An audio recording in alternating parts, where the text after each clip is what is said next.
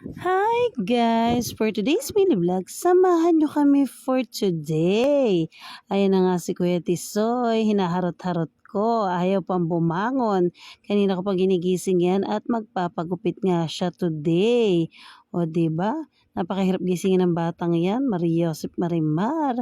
At ayan na nga, nagupitan na. Hey, nasobrahan naman yata. Ay naku, napakagwapo talaga ng anak ko. Buti na lang kahit anong gupit, bagay sa'yo anak. Thank you, Ninong, sa paggupit sa akin. At syempre, samahan niyo naman kaming mag-RCS. Ayan na nga, ang dalawang kiddos, inaalalayan ng kanyang lola. Ayan, at kami ay mamimili.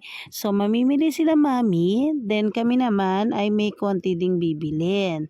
Ayan na nga si kuya, o 'di ba? Napakabait talaga ng kuya kong 'yan. Lagi yan nakaalalay sa lola niya. O 'di ba? Siya ang nag-a-assist kay lola. Napaka-sweet talaga ng kuya ko. At ayun na nga si Aling Tisay, nakapila na kami niyan.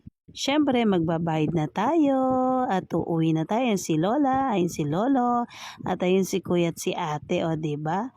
Tinutulungan nila si Lolo at si Lola. Salamat po sa panonood. Ingat kayo palagi. God bless you all. Bye-bye. Follow for more.